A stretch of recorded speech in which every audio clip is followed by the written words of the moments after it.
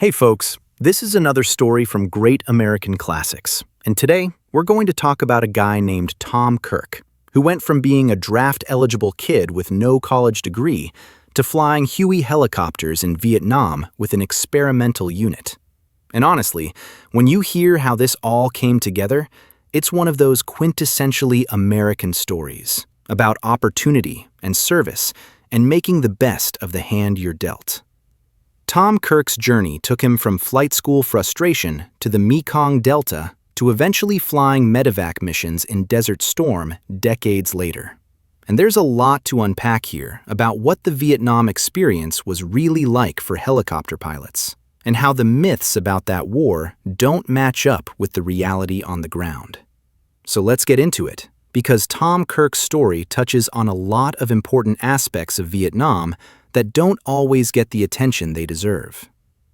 Tom Kirk found himself in a situation that a lot of young American men faced in the mid to late 1960s. He was 1A in the draft, which meant he was available for unrestricted military service. Basically, the first guys who'd get called up when the draft board needed bodies. Now, being 1A in the draft during the Vietnam era, that was a position you didn't want to be in if you had other options, because chances were very good you were going to end up in Vietnam, probably in the infantry, humping through the jungle, and that was about the most dangerous job you could have in that war. So Kirk, he's looking at this situation, and he decides, well, if I'm going to end up in the military anyway, I might as well have some say in what I do. So he goes to talk to a recruiter. This was a smart move, actually, because if you enlisted rather than waiting to be drafted, you at least had some choice in your military occupational specialty, your MOS. Whereas, if you got drafted, you went where they told you, and that was usually the infantry. So Kirk sits down with this Army recruiter and starts exploring his options. How about communications? Recruiter says no. How about armor? Tanks? No. Then the recruiter says, how about helicopter pilot? And Kirk's thinking, wait a minute, helicopter pilot? But I don't have any college. I'm just a regular guy. How can I be a pilot? And the recruiter says, no problem. The Army will train you. This was actually a real thing during Vietnam. The Army needed so many helicopter pilots that they created the Warrant Officer Flight Training Program, which would take enlisted guys without college degrees and turn them into helicopter pilots as warrant officers. It was an incredible opportunity for guys like Kirk, who would never have had the chance to fly otherwise, and it became one of the defining programs of the Vietnam War. So Kirk signs up for this, figuring being a helicopter pilot has got to be better than being a grunt. And he's probably right about that, though helicopter pilots in Vietnam faced their own unique dangers. But we'll get to that later. First, he's got to get through training, and that starts with basic training, which is the same miserable experience for everybody, regardless of what job you're going to do. The drill sergeants, the push-ups, the running, the yelling, the lack of sleep, the whole designed to break you down routine that the Army uses to turn civilians into soldiers. Kirk gets through basic training, and you'd think, okay, the harassment and the stress are over. Now I can focus on learning to fly helicopters. But no, that's not how it works. When he gets to Fort Walters in Texas to begin flight training, he discovers that the TAC officers, the tactical officers who run the flight school, are like drill instructors on steroids. These guys are intense, they're demanding, they're in your face constantly, and the whole atmosphere at Fort Walters is high pressure and unforgiving. Now, you might ask, why? Why would you treat flight students this way?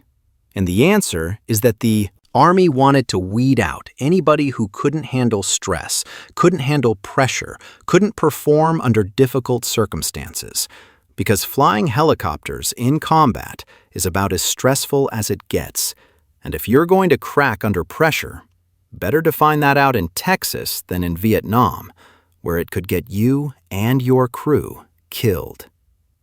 So the TAC officers at Fort Walters were deliberately creating a high-stress environment to see who could hack it and who couldn't. And for Kirk, it was probably more difficult than basic training in some ways, because the stakes felt higher. This was his ticket to being a pilot, and if he failed out, he'd probably end up in the infantry anyway. But the real challenge at Fort Walters wasn't the TAC officers or the harassment. It was learning to actually fly a helicopter, and specifically, learning to hover. Now, if you've never tried to fly a helicopter, you might not appreciate how difficult it is. But hovering, keeping a helicopter steady in one spot a few feet off the ground, is one of the hardest things a pilot can learn to do. It requires constant, tiny adjustments with all your controls at once. The collective to control altitude, the cyclic to control pitch and roll, the pedals to control yaw. And you're making all these adjustments simultaneously while fighting the helicopter's natural instability. And for a lot of students, it's just overwhelming at first. Kirk said it was the most difficult thing he'd ever attempted, and that's saying something. You're sitting there in the helicopter, trying to keep it steady, and it's drifting left, so you correct. But then you've overcorrected, and now it's drifting right. And you're trying to fix that, but now the nose is coming around, and your altitude is changing, and your instructor is yelling at you, and it's just chaos until something clicks and you start to get the feel for it. Some students never get it. They wash out. But Kirk stuck with it and eventually developed the skills he needed. Speaking of instructors yelling, Kirk had a particular problem during flight school. His instructor was a screamer. Now, in any kind of pilot training, the instructor-student relationship is crucial. You need to be able to communicate clearly. You need to be able to learn from criticism. And ideally, you want an instructor who's firm but fair and who can teach without losing his temper. Kirk's instructor was not that guy, apparently. This instructor would just scream at him, yell and berate him, and while some of that was probably the standard stress inoculation that all flight students experienced, it sounds like this particular instructor took it too far, or did it in a way that wasn't constructive. It made the already difficult process of learning to fly even harder, and Kirk had to find a way to deal with it, to tune out the screaming enough that he could focus on the flying while still absorbing the lessons the instructor was trying to teach. The training company. Commander gave him some grief too at some point, but apparently that was different. It wasn't the same kind of destructive screaming, and Kirk and the company commander actually shared a laugh about it later. So there was a mutual respect there, even if there were some tense moments during training. Kirk makes it through Fort Walters, which was the primary phase of helicopter flight training, learning the basics in small training helicopters, and then he would have gone to Fort Rucker in Alabama for advanced training in the actual helicopters he'd be flying in Vietnam, primarily the UH-1 Huey. The Huey was the iconic helicopter of the Vietnam War. You see it in every movie and documentary, that distinctive whop, whop, whop sound of the rotor blades, and it was used for everything. Troop transport, medevac, resupply, gunship missions, you name it. Kirk completes his training, earns his wings, becomes a warrant officer, and gets his orders for Vietnam. And now, he's about to find out what all that training was for. When he arrives in Vietnam, probably sometime around 1969 or 1970, based on the Vietnamization context we'll get to in a minute, he's told he's going to the 135th Assault Helicopter Company. Okay, fine. Helicopter company. Makes sense. But then they tell him it's an experimental unit. Experimental? Kirk's thinking. What kind of experiment am I part of? What does that even mean? Turns out, The 135th Assault Helicopter Company was testing new tactics and procedures for helicopter operations, and it was actually a very fine unit, well-run, professional, innovative, and Kirk ended up being glad he was assigned there rather than to one of the more conventional units. The experimental nature probably meant they had more autonomy, more flexibility in how they operated, and possibly better leadership because the Army was paying close attention to how this unit performed. Now, the timing of Kirk's arrival in Vietnam is important because this was the era of Vietnamization, which was President Nixon's policy of gradually withdrawing American combat forces and turning over responsibility for the war to the South Vietnamese military, the ARVN, Army of the Republic of Vietnam. The idea was that the Americans would train and equip the ARVN, support them with air power and logistics and advisors, but the South Vietnamese would do more and more of the actual fighting. Whether this was a realistic policy is debatable, but that's what was happening, and for American helicopter pilots like Kirk, it meant a lot of their missions involved supporting ARVN operations rather than American ground forces. Kirk specifically supported the ARVN 9th Division on their operations and sweeps in the Mekong Delta region, which was the area south and southwest of Saigon, all rice paddies and rivers and canals, and traditionally a Viet Cong stronghold. The ARVN 9th Division was one of the better South Vietnamese units. They had decent leadership and were reasonably effective, but they still needed American support, especially air support, to operate effectively against the VC and increasingly the North Vietnamese Army regulars who were moving into the area. Kirk started out flying troop transport missions, which is what most Huey pilots did. You'd load up with ARVN soldiers, fly them into a landing zone, drop them off, maybe take fire on the way in or out, fly back, and do it again. It was dangerous work. Landing zones were often hot, meaning the enemy was there and shooting at you. And helicopters are vulnerable. They're loud, so the enemy hears you coming. They're relatively slow, and if you take a hit in the wrong place, you're going down. But Kirk did this day after day, hauling ARVN troops to wherever they needed to go, supporting their operations. And he was good at it. Eventually, he transitioned from flying slicks, which is what they called the troop transport Hueys, to flying gunships. Gunship Hueys were armed with rockets and machine guns. They'd escort the slicks and provide fire support, suppressing enemy positions so the transport helicopters could get in and out safely. Flying a gunship was a different kind of flying, more aggressive. You're deliberately drawing fire sometimes to locate the enemy. You're making attack runs. You're coordinating with the ground forces. And it required a different skill set and mindset than flying transport. The Mekong Delta, where Kirk was operating, that area had been Viet Cong territory for a long time. The VC controlled a lot of the villages and countryside there, and they knew the terrain intimately, all the canals and rice paddies and hiding places. But by the time Kirk was there, the North Vietnamese Army was also moving into the Delta from Cambodia, bringing heavier weapons and more conventional military capabilities. This meant that Kirk and the other helicopter pilots were now being targeted with weapons beyond just small arms and machine guns. They were facing anti-aircraft guns, heavy machine guns, RPGs, rockets, more sophisticated air defense than earlier in the war. Helicopters were getting shot down, pilots and crew were being killed or wounded, and every mission carried real risk. You'd be flying along and suddenly you'd hear the distinctive sound of rounds hitting your helicopter, or you'd see tracers coming up at you, and you'd have to react instantly, take evasive action, try to get out of the kill zone while still accomplishing your mission.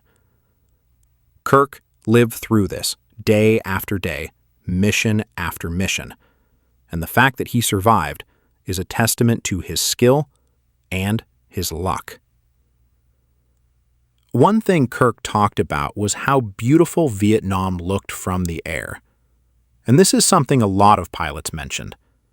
From altitude, especially in the Mekong Delta at the right time of day, it looked like a vast green pool table. The rice paddies perfectly flat and lush, the rivers and canals reflecting the sky. Really stunning.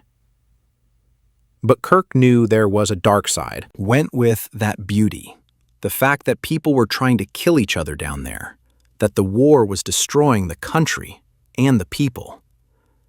And then he saw something that really brought that home for him, what the Viet Cong did to some women and children.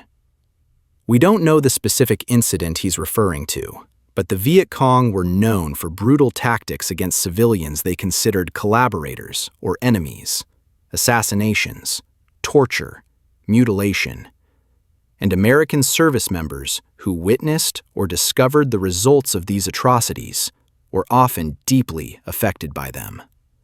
For Kirk, seeing what the VC had done to these women and children, it strengthened his resolve, made the war feel more real and more necessary, despite any doubts he might have had.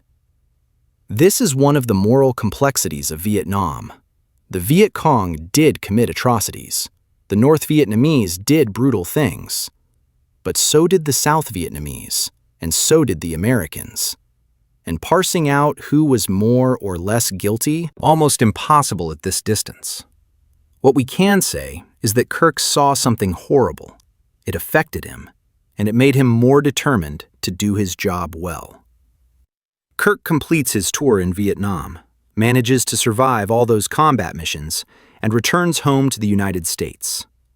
And this had to be a great relief, getting out of the war zone alive, knowing you're not going to be flying into hot LZs anymore, not going to be dodging anti-aircraft fire. But coming home also meant dealing with the rampant anti-war sentiment in the country by this point. Probably 1970 or 1971, the American public had largely turned against the war. There were protests, there was hostility toward the military, and Vietnam veterans often got caught in the middle of this. They'd done their jobs, they'd served honorably, but they came home to a country that didn't want to celebrate them, and in some cases, actively blamed them for the war. Kirk comes home to this environment, and he's got to figure out what to do with the rest of his life. He knows he doesn't want an active duty Army career. He's had enough of the full-time military. But he also has these skills as a helicopter pilot, and he's built this identity as an Army aviator. So what does he do? He finds a reserve medevac unit, a medical evacuation helicopter unit in the Army Reserve, and he joins it. This turns out to be a great fit for him. He can continue flying, continue serving, maintain his military identity and connections, but he can also have a civilian life and career. And he stays with that reserve unit for 25 years, which is remarkable. That's a serious commitment to continued service, flying 1 weekend a month and 2 weeks a year, staying proficient, being ready to deploy if needed, all while building a civilian life. Now, one thing that Kirk was very clear about was addressing the myths and misconceptions about Vietnam, because there are a lot of them, and they bother veterans who actually served there because they don't match the reality. One of the biggest myths is that America lost the Vietnam War because of the quality of the soldiers, that somehow the troops weren't good enough, or didn't fight hard enough, or were drug-addled and incompetent. Kirk blows holes in this myth, and he's right to do so. The American military in Vietnam fought extremely well tactically. They won the vast majority of their battles. They inflicted far more casualties on the enemy than they took.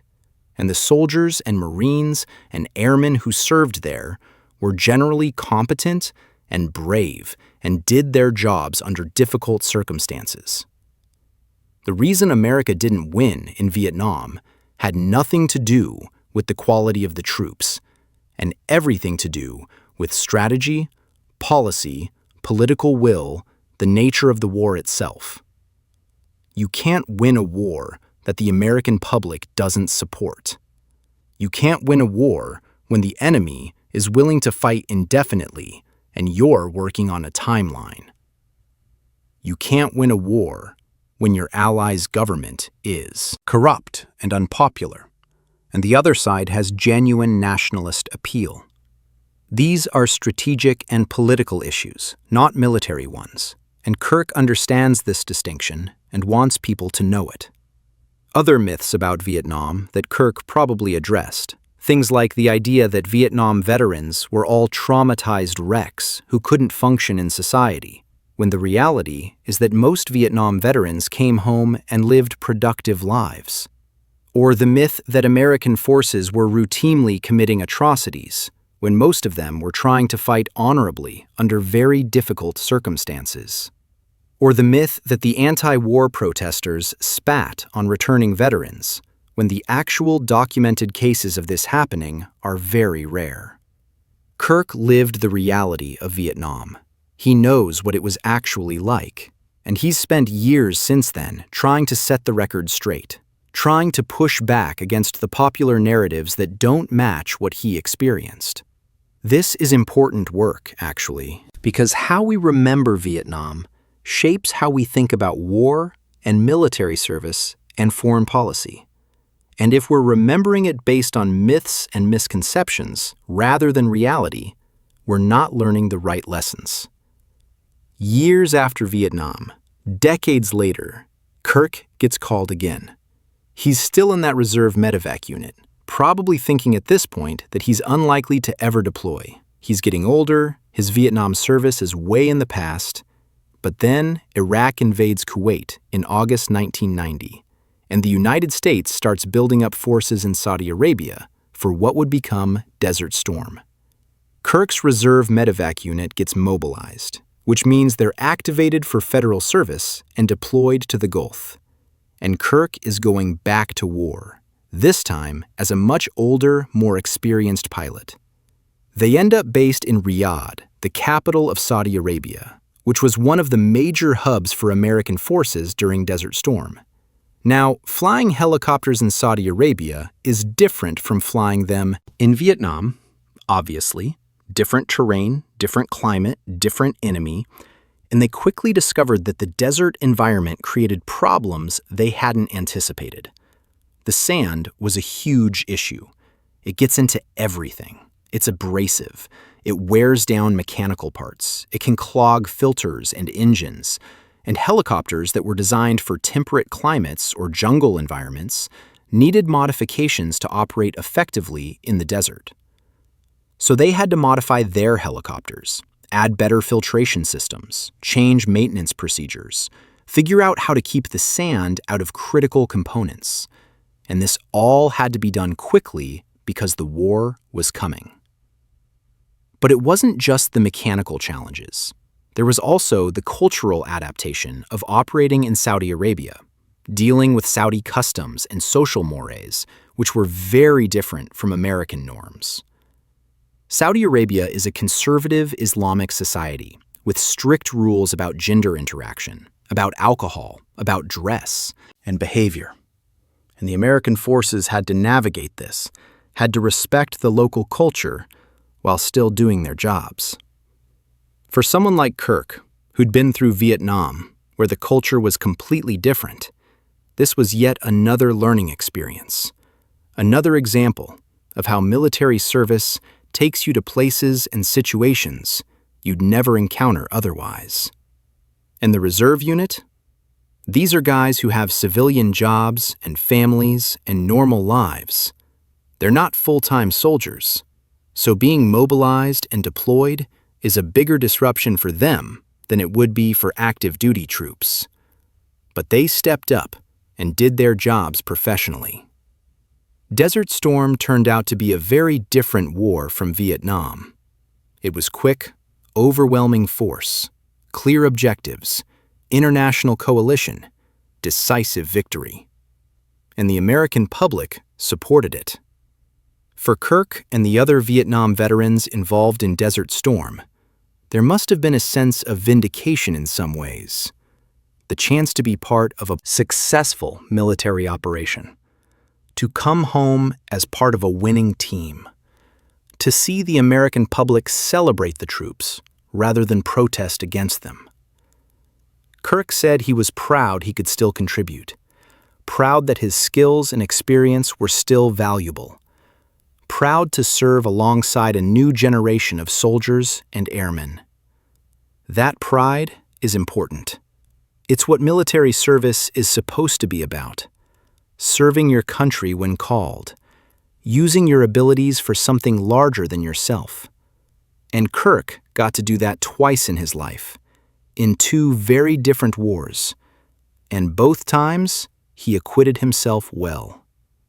The medevac mission in Desert Storm was crucial, even though it wasn't as intense as it might have been, because the ground war only lasted 100 hours, and American casualties were relatively light. But medevac crews had to be ready. They had to be positioned correctly. They had to be able to respond quickly when called. And the knowledge that they were there, that if you got hit, you'd be evacuated and treated quickly, that gave the ground troops confidence and saved lives. Kirk and his unit provided that capability. They were part of the system that kept American casualties as low as they were. And that's something to be proud of. The fact that it was a reserve unit doing this, not active duty, shows the value of the reserve system. The idea that you can have trained, experienced personnel who maintain their skills and readiness even while living civilian lives, and then mobilize them when needed. Kirk's 25 years in the reserves meant that when the call came for Desert Storm, he was ready. He could step up and perform at a high level. And that's exactly what the reserve system is designed to do. You think about Tom Kirk's journey, from being a draft-eligible kid with no college, to helicopter pilot in Vietnam, to decades in the reserves, to Desert Storm, and it's a remarkable arc. He took advantage of an opportunity the Army gave him, worked hard to earn his wings, despite the difficulty of flight training and the screaming instructors, flew combat missions in Vietnam, supporting ARVN forces in the Mekong Delta, saw the beauty and the horror of that war, came home to an ungrateful nation, but found a way to continue serving through the reserves, spent 25 years maintaining his skills and his connection to military service, and then got to deploy one more time to Desert Storm, where he could be part of a successful mission. That's a life of service, a life of taking what comes and making the best of it, a life of resilience and adaptability and commitment. And Kirk is also someone who's willing to speak truth about Vietnam, to push back against the myths, to explain that the loss of that war had nothing to do with the soldiers who fought it, and everything to do with larger strategic and political failures. That's important. That willingness to defend the honor and competence of Vietnam veterans against the false narratives that have grown up around that war. The 135th Assault Helicopter Company, where Kirk served, that experimental unit, was part of the evolution of air-mobile warfare, the use of helicopters for rapid deployment and support of ground forces. And Vietnam was where the Army really developed and refined these tactics. Units like the 135th were testing new approaches, new formations, new ways of coordinating between helicopters and ground forces. And the lessons learned there influenced how the Army would use helicopters in every subsequent conflict. Kirk was part of that innovation, part of that learning process, and the experience and expertise that came out of units like his made the American military more effective in the long run, even if the Vietnam War itself was ultimately unsuccessful. The transition from slick pilot to gunship pilot shows Kirk's versatility, his ability to adapt to different roles. And gunship pilots had a particular swagger, a particular aggressive mindset, because they were the ones going after the enemy, putting themselves in harm's way to protect the transport helicopters and the troops on the ground.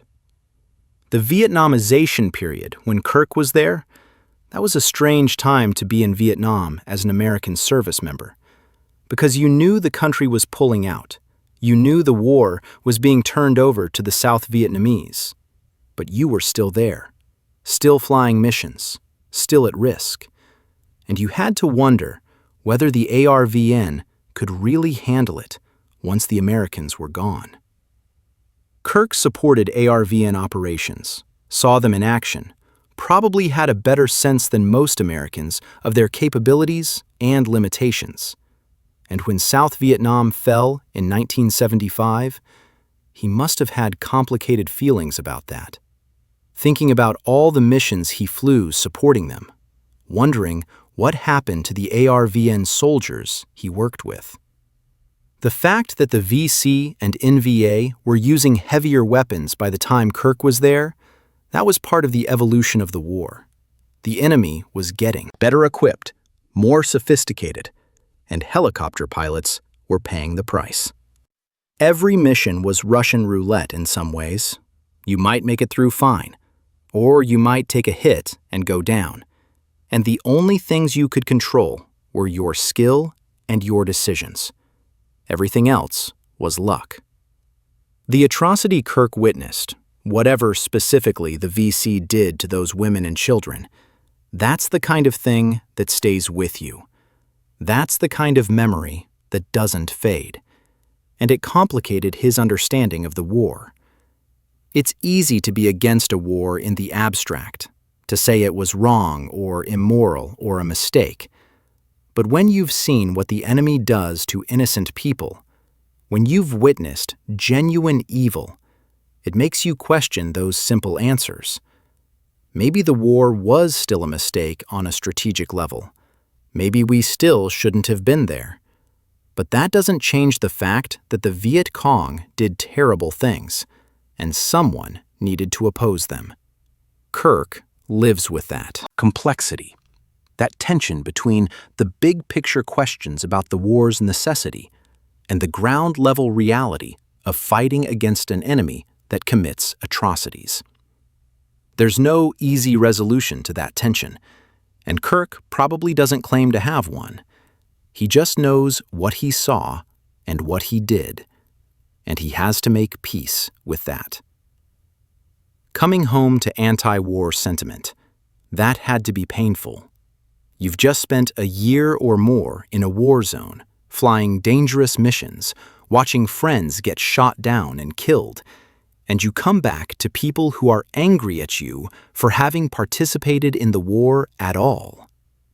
The Vietnam veterans who came home in the late 60s and early 70s didn't get parades, didn't get thanked for their service, often got the opposite.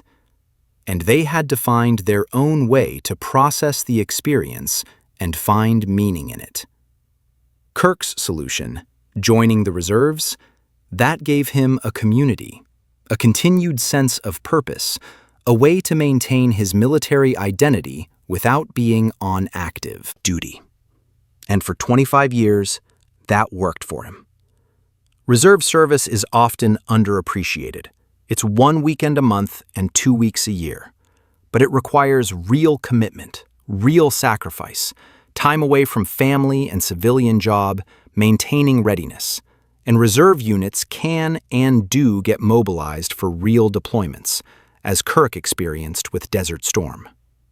The fact that he stuck with it for 25 years shows dedication, shows that military service wasn't just a phase for him, it was part of who he was. The Desert Storm deployment, coming so many years after Vietnam, that gave Kirk a chance to see how much the military had changed, how much better the equipment was, how much better the training was, how much better the support was. And it also showed him that American military forces could win when employed correctly, with clear objectives and proper support. The contrast with Vietnam must have been stark. In Vietnam, the mission was always unclear. The strategy was always in doubt. The public support was always eroding. But in Desert Storm, it was straightforward. Kick Iraq out of Kuwait. And the military did that efficiently and effectively. For someone like Kirk, who'd lived through Vietnam and all the frustration and ambiguity of that war, seeing the military succeed so decisively in Desert Storm had to be satisfying, had to feel like a validation of the military's capability and professionalism that had been questioned and doubted for so long after Vietnam. The modifications they had to make to the helicopters for desert operations, that's the kind of practical problem-solving that military units do all the time. Figuring out how to adapt equipment designed for one environment to work in a completely different one. Sand is brutal on machinery. It's like taking sandpaper to all your moving parts. And helicopters have a lot of moving parts. A lot of air intakes and filters and bearings that can be destroyed by sand if you're not careful. So they had to figure it out, had to come up with solutions, had to modify and adapt. And they did it successfully, because that's what professional military units do. And dealing with Saudi customs, that's another kind of adaptation. Figuring out how to operate in a culture that's very different from your own. Respecting local sensibilities while still accomplishing the mission. And the American forces generally did that well, maintained good relations with the Saudis while still being effective militarily. Kirk's willingness to address Vietnam myths, that's ongoing work, because those myths persist. They get repeated in movies, in books, in conversations, and they shape how Americans think about that war, and about military service more generally. The myth that we lost because of bad soldiers, that's particularly insidious, because it blames the people who had the least control over the war's outcome. The young men and women who went and fought because their government sent them. The reality is that the American military performed well in Vietnam. The failures were at the strategic and political levels. And Kirk wants people to understand that distinction. The myth that Vietnam veterans were all damaged goods, that's also harmful, because it stigmatizes people who generally came home and lived normal, productive lives. Yes, they were affected by their experiences. Yes, some struggled with PTSD and other issues. But most of them managed to build good lives despite the challenges. The myth about spitting and hostility, that's overblown. It happened in some isolated cases, but it wasn't the universal experience that popular culture suggests. Most veterans came home quietly and went on with their lives without encountering that kind of hostility. Kirk lived through this. He knows what really happened versus what the myths claim. And he's doing important work in pushing back against those false narratives.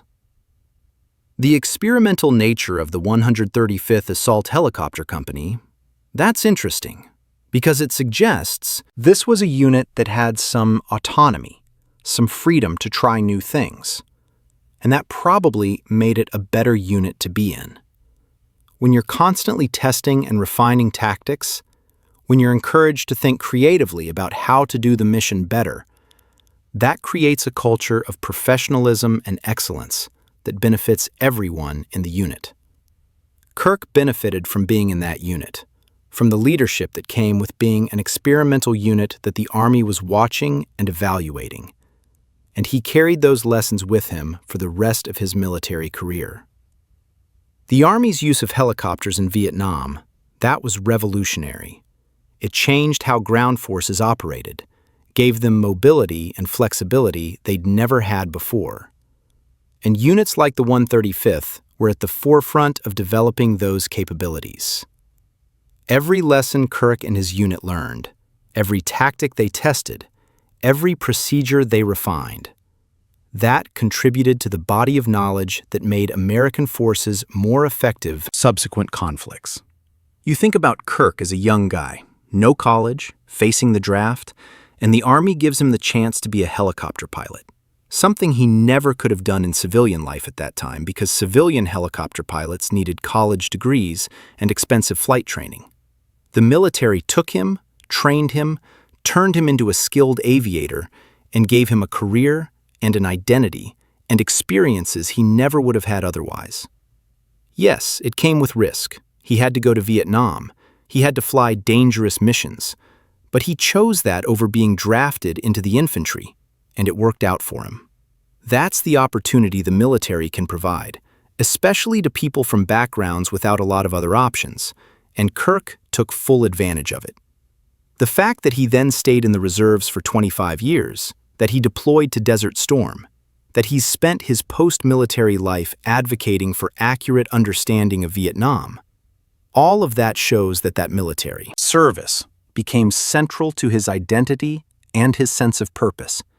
And that's a positive thing when it works that way. The beauty of Vietnam from the air, contrasted with the ugliness of the war on the ground. That's a powerful image, and it captures something essential about war, how it can happen in beautiful places, how the horror of it is made even more stark by the beauty surrounding it. The Mekong Delta at the right time must have been stunning from altitude, all that green and water and sky. But Kirk knew that down there, people were fighting and dying, that the villages below held people who'd been terrorized by one side or the other, that the beauty was a facade over a terrible reality.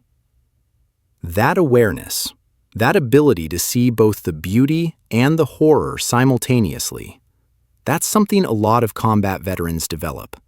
A kind of double vision where you can appreciate the world's beauty while remaining aware of its capacity for violence and suffering. Before we close this out, just want to take a moment to think about what Tom Kirk's story tells us, not just about Vietnam or Desert Storm, but about military service and the people who choose it. Kirk didn't have to join. He could have tried to dodge the draft, could have gotten a deferment somehow, could have fled to Canada like some guys did. But he chose to serve. And he chose a particularly demanding and dangerous form of service as a helicopter pilot. He endured difficult training, flew dangerous missions, came home to a country that didn't appreciate what he'd done. And yet, he continued serving for another 25 years in the reserves. When his country called again for Desert Storm, he answered, even though he was older, even though he could have found a way out, even though he'd already given plenty. That's dedication. That's the kind of commitment that keeps the all-volunteer military functioning, and it deserves recognition and respect. Kirk also represents the thousands of helicopter pilots who served in Vietnam, who flew the iconic Hueys that became symbols of that war, who enabled air mobile operations and medevac and all the other missions that helicopters performed. They flew into hot landing zones. They drew enemy fire to protect the troops they were supporting. They kept flying even when their aircraft were shot up, and many of them didn't make it home. Kirk did make it home, twice, from 2 different wars, and he's spent his life since trying to set the record straight about what those wars were really like and honor the service of the people who fought them. That's a legacy worth remembering, a story worth telling. And whether you agreed with the wars or not, the people who fought them with honor and courage deserve our respect and our gratitude. And Tom Kirk is one of those people.